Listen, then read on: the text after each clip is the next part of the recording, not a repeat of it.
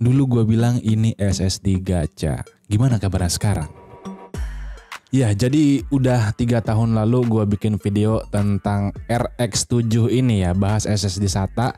Yuk, kita tebak-tebakan. Murah-murah apa yang rame? Ya betul, SSD murah. Yang sebenarnya gue bilang pada video itu gue butuh waktu untuk pembuktian. Review ini tidak mencakup tes jangka panjang gitu kan. Apakah SSD itu awet atau enggak. Dan mungkin sekarang udah waktunya, karena emang banyak juga dari kalian yang kurang beruntung ya bergacha dengan membeli SSD RX7 ini. Nah, di sini gue mau sedikit cerita di mana SSD ini sebenarnya jarang gue pakai ya. Sekali-kali aja itu pakainya juga buat backup OS. Ya bahkan jarang banget lah gue bilang. Nah, kemarin tepatnya tengah-tengah 2024, Juni atau Juli kalau nggak salah ya, gue pakailah ini SSD lagi yang kayaknya pas gue pakai ada yang aneh. Dan ternyata emang bener aja ini SSD itu error gitu, makanya ini SSD gacha. Emang produknya ini gacha atau emang gacha gue apes, ya beginilah jadinya gitu kan. Nah lanjut gue tes dan awal-awal sih speednya masih oke. Di speed yang normal untuk SSD SATA 500an ya.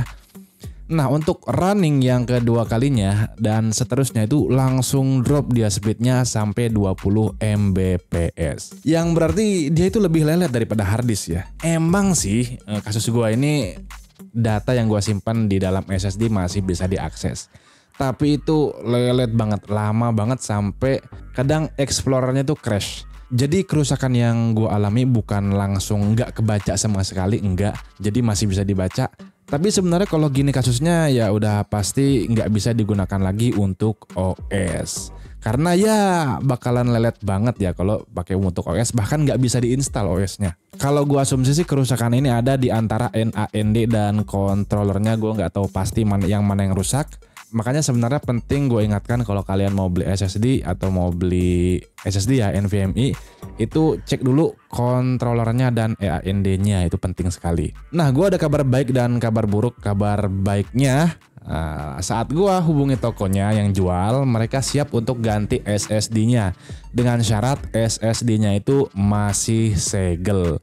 Kabar buruknya apa bang? Kabar buruknya ternyata gue baru inget kalau SSD ini segelnya udah gue buka, udah dirusak karena gue pengen lihat dalemannya, yang akhirnya ya nggak bisa digaransiin lagi. Nah jadi intinya sih untuk SSD RX7 SATA ini gue nggak bisa sarankan untuk dibeli ya untuk saat ini, apalagi untuk kalian yang mau beli untuk OS. Ya gue juga sebenarnya kasihan kalau kalian udah beli 1 terabyte 1 TB yang ternyata nanti dia nggak hoki gitu kan. Kan sebenarnya nggak lucu ya. Beli SSD aja kita harus hoki-hokian, harus gacha. Tapi ya berdoa aja lah SSD kalian nggak rusak. Dan sebenarnya gue berharap untuk RX7 nanti kedepannya bisa berbenah memperbaiki kualitas produk-produknya. Ya jangan dimurah-murahin lah. Kalau bisa murah boleh, tapi jangan sampai gacha, jangan sampai beginilah. Ini kan data kita penting ya. Apalagi banyak dari yang awam-awam itu nyalanya yang murah, akhirnya nanti datanya hilang kan, kasihan gitu. Dan gue ingatkan ya, ini pembahasannya khusus cuma untuk SSD RX7 yang SATA-nya aja, nggak mencakup produk-produk yang lainnya. Jadi karena emang gue megangnya produk yang ini. Nah juga bagi kalian yang punya pengalaman pakai ini SSD RX7, kalian bisa tulis di kolom komentar entah itu NVMe-nya, M.2 SATA-nya, atau mungkin produk yang sama dengan yang gue bahas kali ini. Kalian boleh sharing-sharing di kolom komentar. Oke itu dia, terima kasih sudah menonton Gunam Tech sampai habis. Kalau kalian suka videonya boleh kalian like videonya. Terima kasih. Assalamualaikum warahmatullahi wabarakatuh.